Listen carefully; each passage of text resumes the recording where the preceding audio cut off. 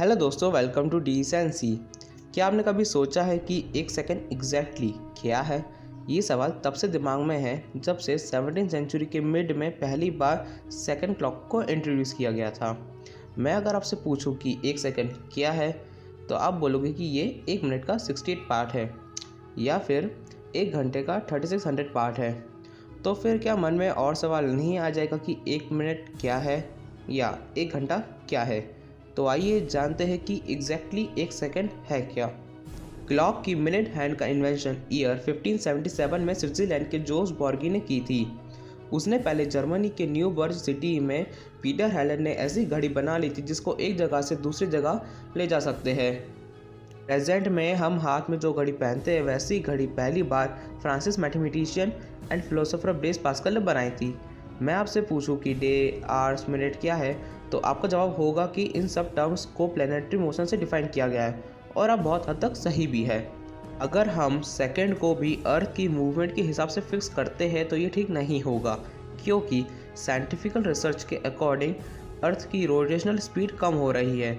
तो इसका मतलब है कि अगर हम सेकंड को अर्थ के मूवमेंट के हिसाब से फिक्स करते हैं तो सेकंड की ड्यूरेशन भी ग्रेजुअली कम होने लगेगी और हम कल के एक सेकंड को आज के एक सेकंड से कंपेयर नहीं कर पाएंगे, क्योंकि आज की एक सेकंड की लेंथ कम हो गई होगी।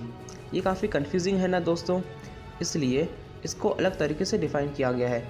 1950s में साइंटिस्ट ने एक सेकंड की डेफिनेशन अच्छे से दी है, जो किसी एस्ट्रोनॉमिकल प्रोसेस पे नहीं बल्कि दुनिया की सबसे फंडामेंटल चीज़ एटम से डिफ़ाइन कराया गया है, जो कि अनंत काल से एक ही तरह से कांस्टेंट मूव करते आ रहा है और इनकी स्पीड हमारी अर्थ की तरह कम नहीं होती है। तो जानते हैं कि एक सेकंड क्या है। MIT में इसकी डेफिनेशन दी है, 1 second defined as 9,192,631,770 periods of the radiations corresponding to the transition between the two hyperfine levels of the ground state cesium-133 atom।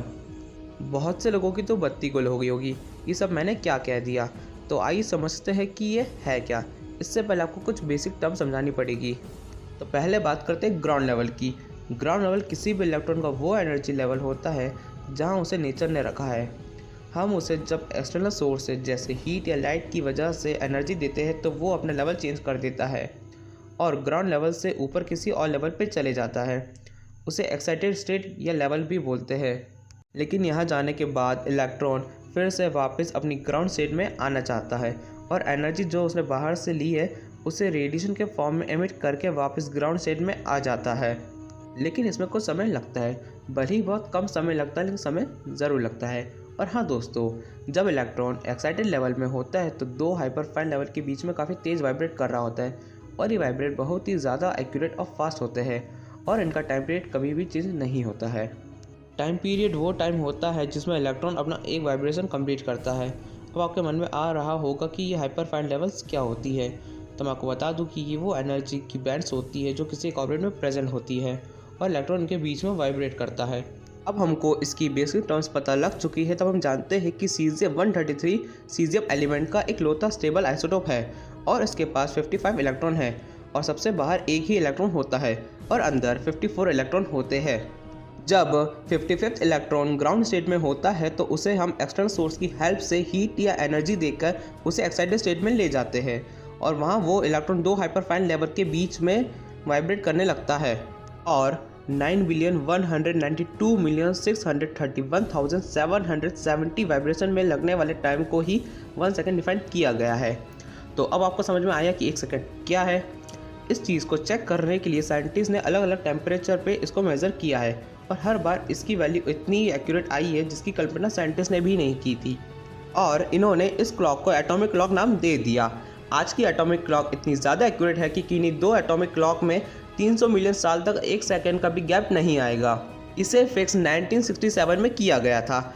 अब आपके मन में दो सवाल उठ रहे होंगे कि पहला 9,192,631,770 नंबर ही क्यों, और दूसरा सवाल ये कि सीजियम एटम ही क्यों और कोई एटम क्यों नहीं। तो मैं आपको बता देता हूँ कि सीजियम एटम ही क्यों, क्योंकि इसकी आउटरमोस्ट शेल में 1 इलेक्ट्रॉन ही है और दूसरा इसका सिर्फ एक ही स्टेबल आइसोटोप है जिसको आइसोलेट करना काफ़ी आसान है और पहले सवाल का जवाब है कि 9,192,631,770 नंबर ही क्यों? क्योंकि ये नंबर किसी एक कमेटी द्वारा डिसाइड किया गया है जिसको BIPM और CIPM बोला जाता है। ये नंबर होने की अलग एक थ्योरी है जिसको मैं आपको किसी और वीडियो में एक्सप्लेन करूँगा। दोस्तों, उम्मीद करता हूँ कि वीडियो पसंद आई होगी और ऐसी इंटरेस्टिंग टॉपिक जानने के लिए चैनल को सब्सक्राइब कर लीजिए, वीडियो को लाइक कर लीजिए और दोस्तों को शेयर कर लीजिए। तो दोस्तों, मिलते हैं हमारे नेक्स्ट वीडियो में। तब तक के लिए स्टे होम, स्टे सेफ।